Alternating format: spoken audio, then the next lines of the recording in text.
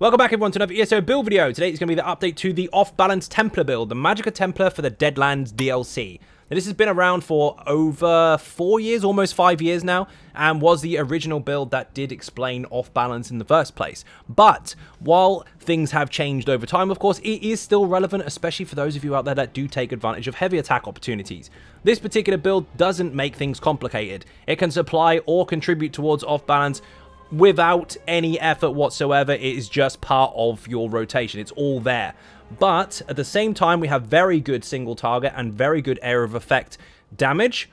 And we can obviously buff the group and ourselves. Our survivability is great, and so is our sustainability as well, even if you're spamming skills. It's a very, very balanced, although it says off balance, which is true, build. So anyone can pick this up at any point in the game, but of course, if you're more experienced, you get more out of it. If you're not more experienced, you'll still get very, very good results. So, of course, we're going to go into the skills first of all. We'll pop a potion, put a resistance buff on. We are sitting on, currently, 35.1k max magicka, 24.2k max health, and 14k stamina. We have 918 mag recovery, but that is actually higher while we're sitting in our rune there. We'll explain that later. Our crit chance on spell is actually 51.1%. Now, you might think that's a little on the low side. Don't worry, it is not. We have covered all that stuff. It will be coming very, very soon. 5.3k spell damage, which can go up and will go up in combat. And our resistances, which just fell off, are sitting on a very comfortable 21k and 17.4k. That is absolutely mental for a mag DPS. Now, of course, we are putting 64 of our points into Magicka, and of course, we're using flat food. You can use any food you like, but the flat Magicka and health food is absolutely perfect for this, because in big pulls, or even anything that's got more than one target, you're very unlikely to run out of Magicka, and even in a single target fight, you're going to do really, really well. But if you don't know what that is, this stuff here, there's 3 different recipes for it. Max health, max Magicka, easy peasy. We are using spell pots, of course, but you don't have to. If we do swap out one skill, I'll let you explain in a moment, and the other option is if we have a Dragon Knight in our group giving us major sorcery and brutality, we don't need this because we've got crit bonuses on our bars already. That will also be explained in a moment. So in those instances, you can actually use tripods. It will increase your survivability and your stamina recovery and your mag recovery all at the same time. So we are going to go into the skills now. I am going to explain these in detail. Yes, I appreciate some people already know all this stuff, but also appreciate that lots of people don't. So I am going to go into detail. I am going to try and make it fairly quick if I can, though. Also, don't forget this stuff is on the website. So, Purifying Light, first of all. Dawn's Wrath ability, third one you unlock, starts off as Backlash. Morph it to Purifying Light. So, this will pop a light beam, if you like, on top of a target and do damage. Then for 6 seconds, all the damage you do will be counted. 50% of the damage done will be copied at a maximum, as you can see there. That can actually scale up with buffs and bonuses. And then do single target damage to the enemy after it pops, but it can crit, and this is very, very powerful.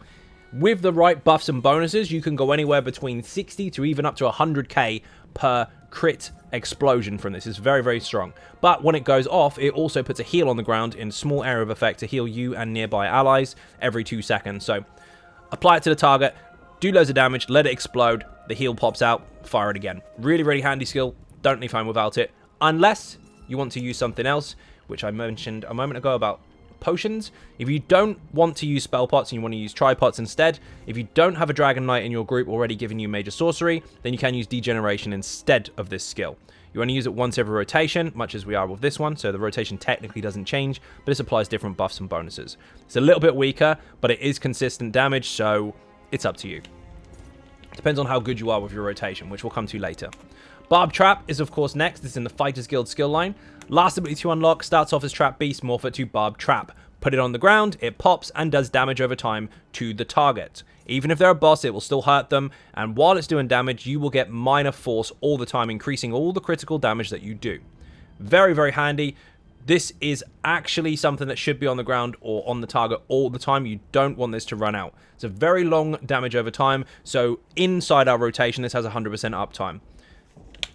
Now, Radiant Oppression is our Jesus Beam. This has 2 different morphs to it, and which one you choose is entirely up to you, but I'm going to say my recommendations. So, this is very simple. Radiant Destruction. Then morph it to Oppression if you want the extra damage. So, this will do magic damage over 1.8 seconds, so it's a channel. It is damage over time, it is single target, and it will deal up to 500% more damage if the enemy is low health. under 50%. You don't want to start using this at 50. On ads, you want to use it about 40 to 35. On bosses, maybe around 30 to 25%. That's when it kind of peaks. It does get more aggressive the lower the health, but anywhere close to 50, it's going to be weak, and your spammable is going to be stronger. However, if you want a slightly weaker version of this, you can gain some more protection from it. The other version, Radiant Glory, will actually heal you for 20% of the damage you do every single tick. So it's very, very powerful and offers survival as well. So it depends on your group, it depends on the player, but the healing version is really, really good. So I would recommend that for most people, but if you want this one and you've got your heals covered by your group, go nuts. This is very strong. Don't use it too early. Basically, this spammable, we're now going to explain, is your bread and butter all the time until the health is low, then use this. Replace this completely with just this. Now, Puncturing Sweeps is basically just too strong, but we're going to use it anyway. Puncturing Strikes morphed to Puncturing Sweep. Regardless of what's happened in the game, this has always been on the build, even when people told you not to use it. It's stupidly powerful. It will hit the closest enemy the most, and surrounding enemies obviously less, but it will hit multiple targets within the area. It is an area of effect direct attack. So it will hit and hit and hit, but it does count as a channel as well. So if you block, you will stop casting it. It will hit multiple times, it will snare the enemies, and for all the damage you do, all the damage, not just the main target, every target you hit, you will heal for 40% of the damage done. This is aggressive as hell, and it's really good for damage and survival at the same time. Don't stop spamming this while you're on your front bar. You need it. But when you do get to execute, swap it for this. Now, Inner Light is here just for passives. Well, the skill itself is a passive anyway. So while it's slotted on your bar, Mage Light morphed into Inner Light. This will give you maximum magic increase, and it will give you Major Prophecy. We do carry that with our potions anyway, so you don't technically need it unless you don't have it on the back bar. However, again, tripods has already been mentioned. You can use those if you want, as long as you've got sorcery. This doesn't need to be touched ever. Leave it there. Dawnbreaker is here just for mostly passives, but just in case you need an emergency ultimate, because it does give you a bonus for being on the bar, which we'll come to later. But if you do activate it, it will do damage over time. It will hit multiple enemies. It will have an initial hit, and it also is very, very cheap. So for using this in an emergency situation, you will benefit from 300 weapon and spell damage for 20 seconds. So it's quite helpful if you are trying to get rid of something nice and fast. Maybe it's nearly dead and you don't have enough for your back bar ultimate, or just add pulls and you just want to throw it out there. It's entirely up to you. But generally, I use my back one more often. This is very good for increasing your execute power, though. Inner Light again on the back bar. So we've doubled it. We've got the same max magic on both bars from this skill. And we've got the crit bonus on both bars. So again, we don't need the spell pots if we've got sorcery covered. We can just use tripods. Again, it's a choice. Next up is Unstable Wall of Fire, but it doesn't have to be Wall of Fire. If you have a Dragon Knight in your group, you are going to benefit if they're using the Flame Breath from 10% increase to all fire damage. If you have one in your group. If you don't, then you're not. You're just going to benefit from a different bonus from the element type. This will apply burning status effects to enemies rather than just doing damage over time. And those burnt will take more damage. However, the lightning wall can apply off balance. So if you have a back bar lightning staff, all you have to do is put this on the ground. If you concuss the enemy, which you will, because this build is designed to do that, you will turn them off balance straight away. So if you don't have off balance in your group, you want this to be a lightning staff. If you do have off balance in your group already, or you have someone else with a lightning staff using Wall of Elements, you can cover the concussion to apply that all the time anyway. So you can go flame. Front bar has to be either dual wield or lightning staff, depending on how you feel with the build. That's a choice. But the back bar, flame if off balance is covered, lightning if it is not, because you can bring it all day long. Put it on the ground. Make sure it's unstable wall because it'll explode when it's finished. Just leave it under the enemy. You must put this under the enemy you are hitting because of our back bar weapon. You will benefit light and heavy attack bonus from that if they're inside this. Don't let it run out. Solar Barrage. Very simple. Apply it, leave it firing, reapply it when it runs out. Second ability in the Dawn's Wrath ability starts off as Solar Flare, morph it to Solar Barrage. Activate this and it will do damage every 2 seconds in area of effect for 10 seconds. And while it's active, every single light attack or heavy attack you do will be empowered. So it'll be 40% stronger. Very, very handy passive bonus there just for activating another skill. Just leave it running. But If you already have someone supplying Empower in your group, so for example, you have a tank using Gallonway and you've got Empower all the time, then you can use Reflective Light instead. And you can morph this to Reflective Light for multiple targets, or for single target being higher, you can morph this to Vampire's Bane. The choice is yours, but that is your swap out if Empower is covered. So you can see here, if Off Balance is covered, bring a Flame Staff. If Empowered is covered, bring the other skill. Again, it's very important to understand what your group does and doesn't have as to whether these are going to benefit you in a particular order or not. Channel Focus is next. This here, by the way, we did go over this briefly, and I forgot the swappable. Inner Light is there all the time. If you do find you're a little bit too squishy, you can go into the Light Armor skill and you can put on a damage shield. You can put on Harness Magicka. You will drop the passive bonuses on the back, but you've got more survival. That's up to you. Anyway, Channel Focus is our resistance buff. This from the Restore and Light skill line. Last one you unlock starts off as Rune Focus, morph it to Channeled Focus. Now, you don't have to activate this 24/7. You could just use it when you need to, or you could use it to keep up your resources or your resistances. It depends on you as a player. You want the resistance buff all the time, but if someone else is already bringing it, you don't need it. But maybe you might want the heals and the recovery. It's unlikely, but it's there if you need it. Anyway, while this is active, you will benefit from Major Resolve, and you will return to yourself 242 Magicka every 1 second. Now, recovery is calculated every 2. So this is technically 484 recovery on top of what we've already got. So we're sitting roughly around 1.3, 1.4 recovery overall, even though we're sitting on 900 and a bit. And that's without external buffs as well. So our recovery is very, very good if you're standing inside this. Also, while you're inside of it, well, you don't actually have to stay in it, but while you're inside of it, you do get heals as well. So there's two sides to this. Apart from all the bonuses you get, if you don't stay in it, you keep the buff. If you do stay in it, you keep the heals. It's win-win. So, your choice if you want to take this. Sometimes I do, sometimes I don't. If I've got a Warden and loads of recovery in the group, I don't bring it. If I haven't got a Warden, I'm going to need to resist. Blazing Spear. Not Ardent Flame, that's a Dragon Knight. Start again. Adrix Spear skill line. Spear Shards, morph it to Blazing Spear. This will throw a spear into the air, land on the ground, do direct area of effect damage on the initial hit, and then do damage over time every second while it's running. It's very, very powerful. Don't let it run out, but at the same time, it will supply a synergy to your group members, only one at a time, where they will actually restore back stamina or magicka, depending on which one of their resource pools is higher. So this is very, very helpful. Basically like bubbles, except it does damage. One of the bubbles only heals. This one does damage regardless.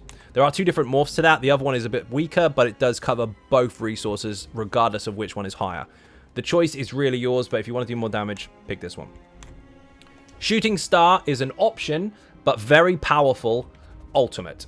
So this is in the Major Skilled skill line. You do need Major Skill 10 for this. Take Meteor and morph it to Shooting Star. Yes, technically the other one, the Ice Comet, does actually do more damage flat out, but if you have a Dragon Knight in your group, buffing flame damage, this will actually outperform. And also, when it lands, it does a big, big hit in short area of effect and does damage over time for a long period of time. But when you hit the targets, every single target you hit is 12 ultimate back. In really big ad pools, you can borderline spam this. The other morph doesn't allow for that. So it's really, really nice. You can actually stack this on top of this sometimes. You can use both. Depends on the pull. But this is a very, very strong single target hitting and small area of effect damage over time ability that does benefit your ultimate regen in a big cluster. So I would recommend this a lot. But if you don't preference it or you do want wider area of effect damage, you can of course go with Elemental Rage from the Destro Staff skill line. It is more expensive, but it is devastating in a big room of ads. So it's up to you. So now we're going to get into passives. Of course, you can just buy all the passives and you're done, but you might want to understand how they work, because the more you know, the better. So, Pierce and Spear. All crit damage you do while you have an Adrix Spear ability slotted will be increased by 10%, and you will do more damage to block and targets. Adrix Spear ability here, and one here. Both bars has the buff. Easy peasy. Take them off, you don't have the buff. Minor protection is granted to you for 6 seconds every time you activate a skill from this skill line. Quite simply put, you'll use this on the back bar once and carry over to the front. This will still be running. Then, you'll be stabbing, stabbing, stabbing. It will constantly reapply every time you do this. Bear in mind, of course, during execute, you'll be using this ability instead, which doesn't give you this bonus. You'll only get it when you fire the spears. So it's up to you whether you introduce this to your execute rotation or not, but you'll be limited as far as that particular buff is concerned. But the rest of the fight, you'll have it all the time. This increases your weapon and spell damage by 6%, which is a lot, and also increases your physical and spell resistance. Massive bonus there. Very, very nice. Now, this will increase the duration of the abilities that you use in this particular skill line. Not Jesus Beam, but these ones here. So that's important. This will give you ultimate once every 6 seconds if you activate an ability from this skill line. If you do it quicker than 6 seconds, you won't get the stack twice, of course, but if you do fire one after 6 seconds, you can consistently keep this up. We are going to use one ability here every rotation at least, and we're going to use this every rotation at least, and during execute we're going to be spamming this, so we are going to have that uptime on our ultimate. This will give you and your group minor sorcery, increasing your spell damage by 10% just by activating one of these skills. They're going to be in the rotation the whole time, even execute. You can't fail this at all. And of course, this reduces the cost of all abilities, whether they're health, magicka, stamina, or ultimate. Make sure you get this as soon as possible. Now, these are a little bit iffy. It depends on what you're using. You can, of course, use Ritual of Retribution in place of Solar Barrage, by the way. We didn't go over that, but you can if you want to. But just bear in mind, you won't have the Empower. Now, this here increases the healing effects from your Restore and Light abilities by up to 12% in proportion to the severity of the target's wounds. That was really hard to say. But while standing in here, basically, this is making it stronger. Also, this increases the amount of damage you can block while standing in your rune focus. When you also, it'll give you minor mending, which is important. When you or an ally is healed by your skills, you will grant them 2 ultimate. So if you heal yourself, that's more ulti. Yay. And of course, this increases your resurrection speed. So you can pick people up really, really fast and have a chance to fill an empty soul gem. So it costs you nothing. And they'll come back with 100% more health. So they are chunkier when they get up off the floor rather than squishy, squish, squish. Really simple. So we are using dual wield on the front bar. If you choose to, you can. If not, you can go Deathstroke. But we'll come into that in a moment. So dual wield. Basically, we're not using any of these skills, just the passives. So this increases your dual wield ability's strength when the target's health is lower. So your light attacks will benefit from this. This increases the spell and weapon damage of an offhand weapon. That's great because the offhand is weaker. This will reduce the cost of the skill line. You don't need it because we're not using any, so you can dump that passives. This will give you increased damage versus CC targets, basically. Again, we're not using any skills here, but it will benefit your lights and heavies. And your type of weapon determines the bonuses you will get. Each one gives its own individual bonus. We are using 1 dagger and 1 sword to take advantage of 8/12 extra crit chance and 1/4/2 extra weapon and spell damage. Yes, lots of different combinations were tested. No, it's not the end of the world if you choose to do something different, but those 2 for this particular setup did have the higher average output. It was very, very nice indeed. However, if you choose to use a Destro Staff, Lightning Staff on the front bar no matter what. That is the benefit of this particular build because you are using lots and lots of area of effect abilities. No, a Flame Staff was not stronger. The front bar was better with dual wield or lightning, not fire. Fire did increase the Jesus Beam, obviously, because it increases single target damage, but the rest of the damage suffered, so all you did was basically stagnated at a lower DPS all the way to execute and then boosted it up again at the end, and then you still had lesser numbers, regardless of how strong that actually was. So the Lightning Staff or the dual wield outperformed for this particular build. Other builds may be different, of course, but heavy attacks with Inferno Staff increases the strength of it by 12%. Meh, you might crit, you might not. Lightning Staff, however, if you heavy attack, all enemies around it will take 100% of the damage done. So it's splash damage and area of effect. Very, very nice indeed. Really helpful, especially for an AoE-based build. Also, you have extra pen for Destro Staff abilities, including your lights and heavies. You increase the chance to apply status effects, which is really, really good.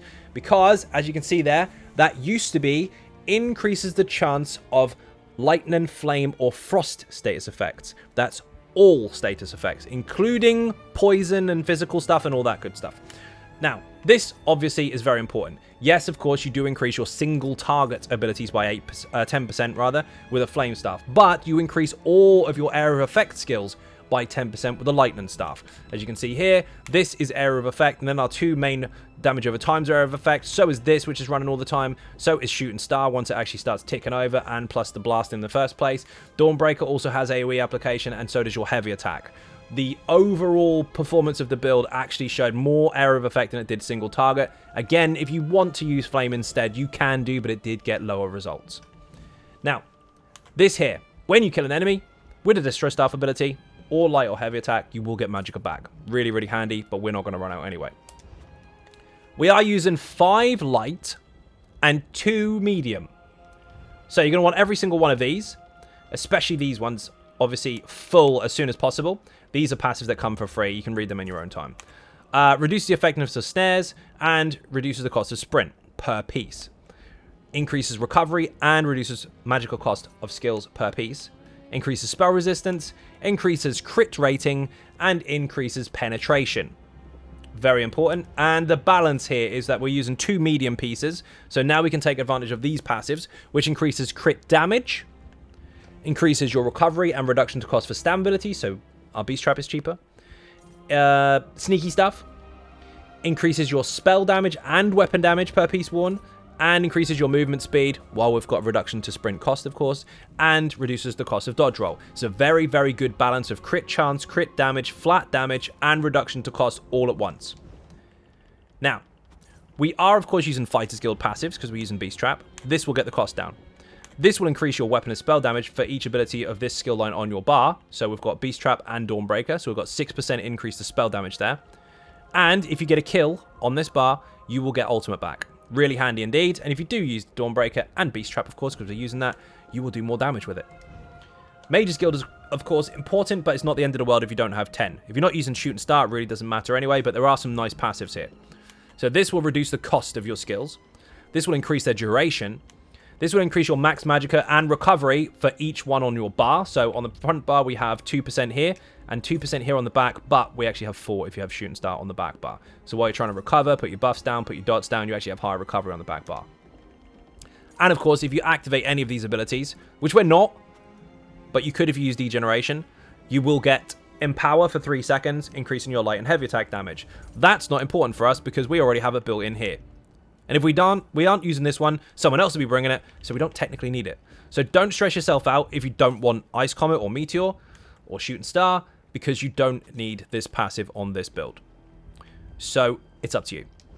Now, Undaunted. We are using 2 different types of armor, which means we do get a 2% bonus type for all resources for both versions of the armor we're wearing. We're medium and light combined. So there's a 4% bonus there, but above all, get this and use it. Don't just get it and say I've got Undaunted passives. Use your Undaunted passives. If you pick up a synergy, you will get back 4% of all your resources. Don't just pick up the spear on the dummy and then in content complain that it's not there for you, it's there for the tank. It's there for everyone. Every single synergy you can see, pick it up, it'll give you a benefit plus this.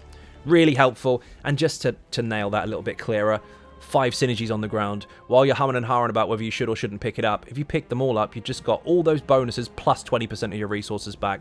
Now you've got no right to complain about sustainability. Yeah, of course, we've got it in the build anyway, but still, pick them up. High Elf. We are a High Elf. You can be a Dark Elf or any other race if you want. High Elf and Dark Elf were very, very close. But for the sake of resource recovery, for certain resource pools, which I'm getting to in a moment, and your survivability, High Elf actually outperformed. So, this will give you Magicka or Stamina back, whichever one of the 2 pools is lowest, maximum-wise, when you use an ability. So, basically, we use a Magicka ability, we get Stamina back. Which is really nice because we're using Beast Trap, which costs stamina. So they start to scale up and down, up and down. Your resource pool is going up, down, up, down. We actually gain for using other skills. So instead of having to worry about Magicka and stamina recovery and all that kind of stuff, this is covered with this. Really handy. And while channeling any ability, including Puncture and Sweeps or Jesus Beam or a heavy attack, you take 5% less damage during that time. On top of our minor protection. So we are tougher. This will increase your max magic by 2k, and this increases your weapon and spell damage.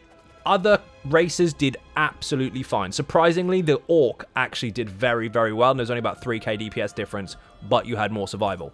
This had more survival than a Dark Elf, but again, the numbers are relatively close. It's entirely up to you what you choose.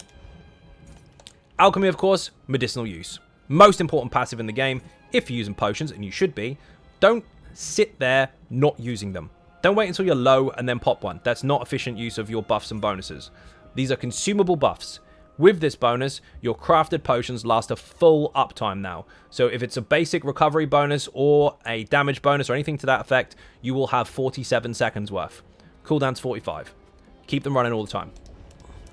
Now, we're going to get into the gear, the fun stuff, but we're going to go up to the armory system or armory station and show it there because obviously we want to promote the crap out of this considering it's free. Yes, that's right. It's free.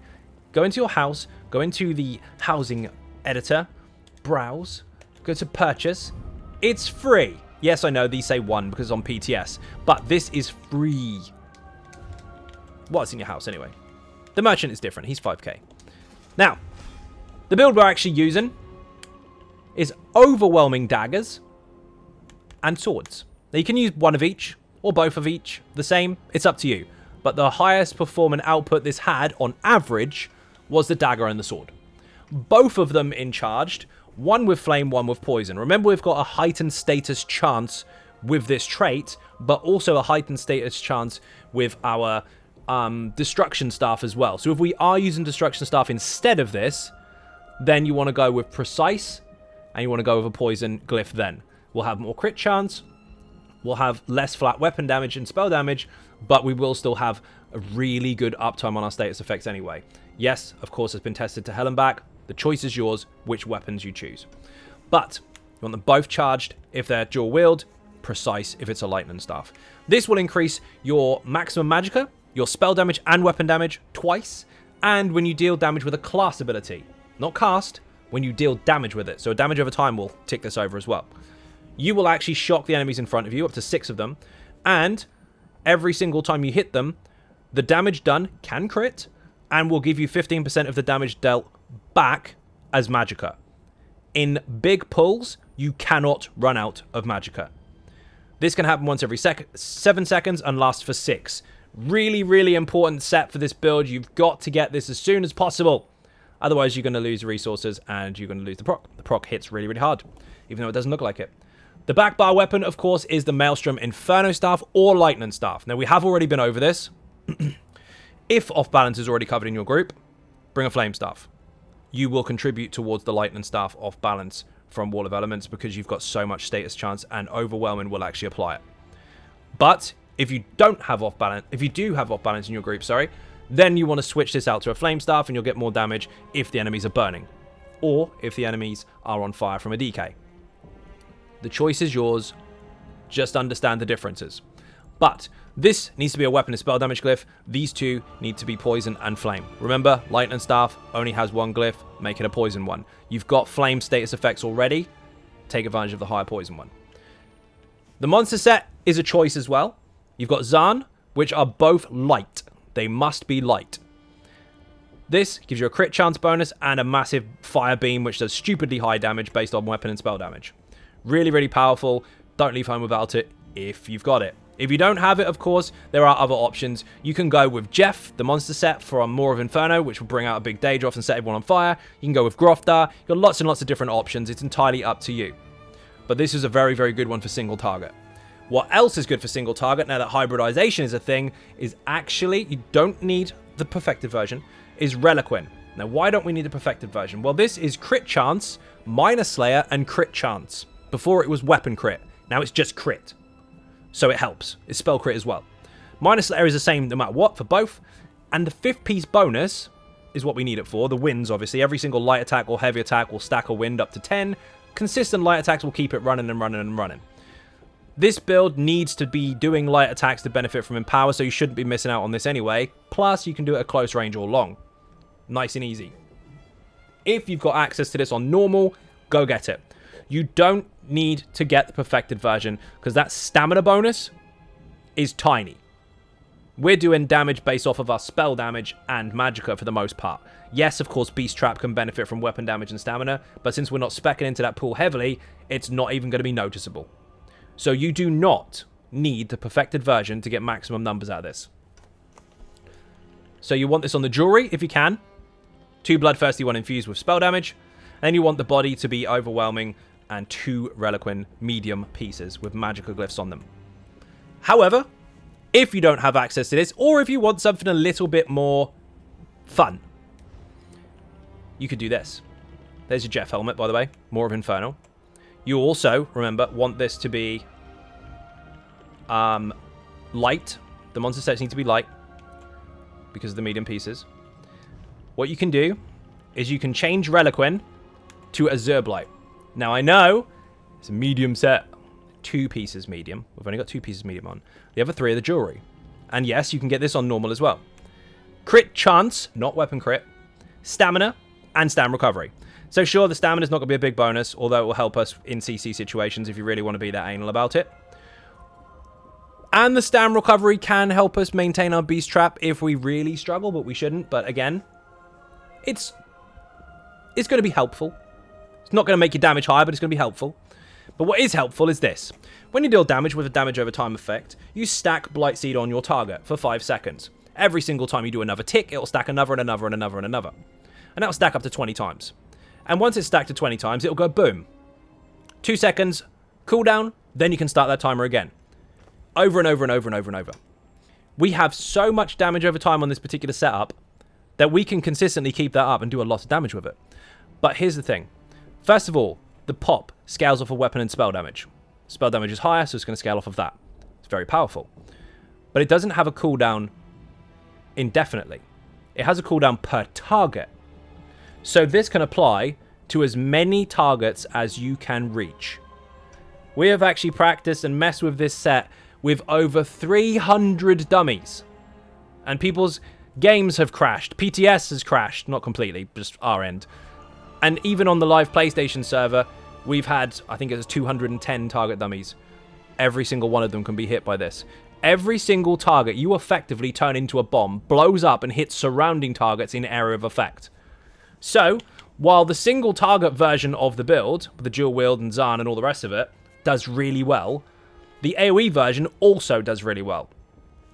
Just bear in mind, of course, if you do go Lightning Staff with the Azure Blight stuff, Azure Blight is boosted by the Lightning Staff by a further 10% because it increases area of effect damage. Now into champion points. So this is quite straightforward. You actually only need 945 to max this out if you don't want to take any advantage of any resistance bonuses. But obviously if you do, you need a few more. As far as the build is concerned, overall, just to be able to perform full stop, you don't need any. You can use it from the word go. But let's go over the important stuff because it's going to take you some time to get everything finished. This here, Backstabber. This here, Deadly. Thaumaturge. And Master at Arms. These are your 4 slottable abilities. They are your most important things. You need to go for those first. If you are in a situation where you're not going to be hitting the target in the back, then of course you want to be using Fighting Finesse all day long instead. So, that's a swap out. But once you've got these, the rest are inevitable.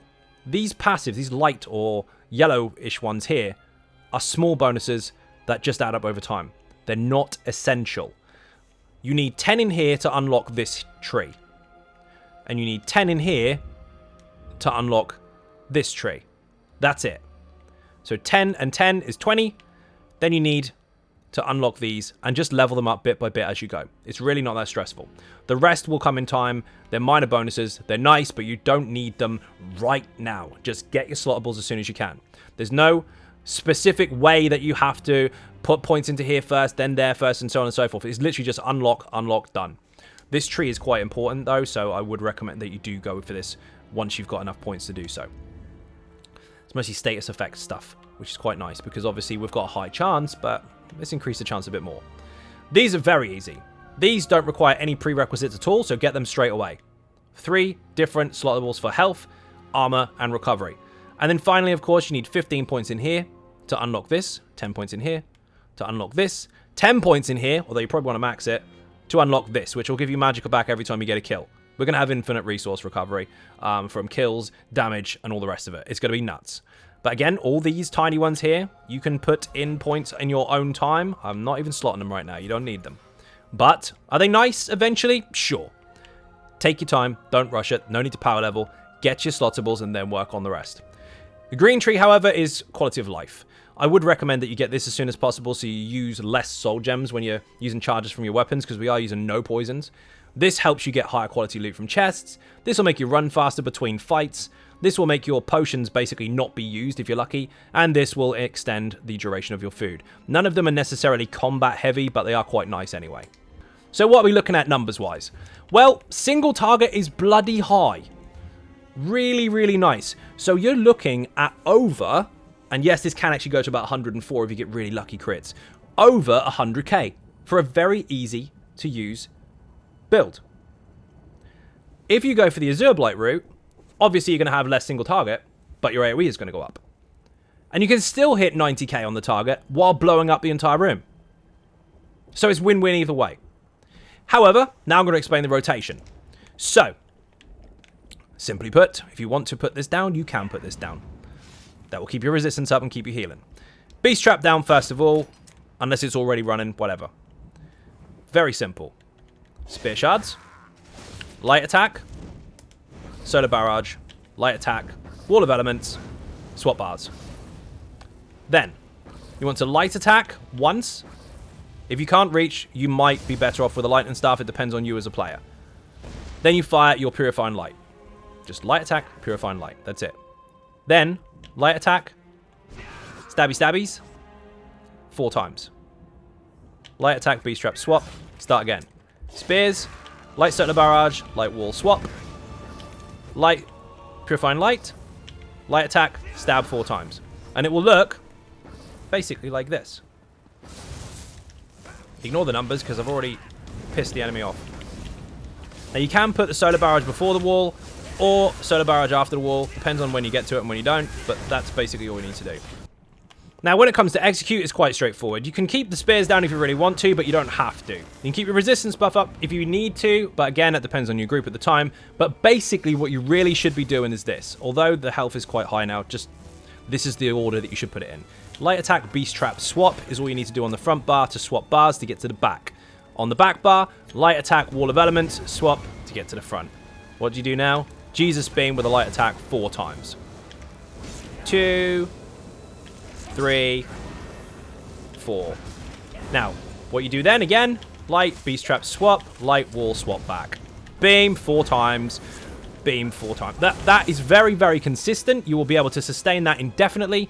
And of course, it keeps up many, many things all at the same time. It keeps your glyph up on the back bar. It keeps your Wall of Elements up so your light attacks are stronger. It keeps your Jesus Beam running all the time. It gives you your Dawn's Wrath ability. It gives you all these different bonuses all at once while utilizing your 2 proc sets and your monster set. At execute, it was stronger to do that than it was to add all the fluff. Because while you were adding all the fluff and into loads of global cooldowns, you actually could be getting more damage out of every single tick of the Jesus Beam over the 1.8 seconds. It was much more beneficial to just have 1 dot on the ground and spam that beam until it dies. Really, really powerful, but in some situations you might want to sneak in a resistance buff, and you might want to sneak in a spear for your friends. Now we're going to get into the fashion. The most important thing on any build, of course, is about the fashion. So, much like the last video, we are, of course, using the same stuff. It is on the website, but we are using the Sacy Light Hat. We are using the Assassin's League Heavy Chest. Scalecaller Shoulders, the light ones. Dragon Guard Gloves. Light also, I think. Yes, they are. Light Dromathra Belt. That's a medium, actually. Medium Dromathra Belt. Heavy Thieves Guild Combat Pants. Light Silken Ring Shoes. And of course, we are using Dragon Guard Swords, both of them. You can use anything you like, but they look quite cool. And also the Abnathan Staff on the back bar. Now, on the front bar, of course, we don't have a staff right now because we're demonstrating the swords. But if you do want to use a staff, then, of course, Ebon Shadow, which you probably have seen a million times before, is epic. So use that. He looks mega cool. And the colors we're using are quite straightforward. I mean, the black is basically just pick a black that you have, but we're actually using Legate's black. You can use anything you like. And the red is actually the Frozen Blood red because it has kind of a silver look to it. But you can see here where we've used it on the chest, the head, and of course the weapons, but the rest is all black. That is also on the website, so everything is going to be explained there. So, hopefully that helped, hopefully that wasn't too boring, hopefully you now have a better understanding of how to approach this particular build and are somewhat surprised by its actual results or outcome. In content, this is devastating, so of course, get your stuff, and if in doubt, try it out. Thank you very much for watching again. I hugely appreciate support. If you are not subscribing on YouTube or following on Twitch, please do hit those buttons. They are free. Furthermore, if you want to help support outside the channel, there are some links in the info section for Patreon, Twitter, Facebook, and the website xynodegaming.com, where this written guide is as well. Don't forget, there's a builds page there if you want to know about classes. There's a mechanics page there if you want to know about any dungeons, trials, or arenas. And of course, there's an ESO news page. It gets updated every week. Thank you for watching. See you in the next one. Bye-bye.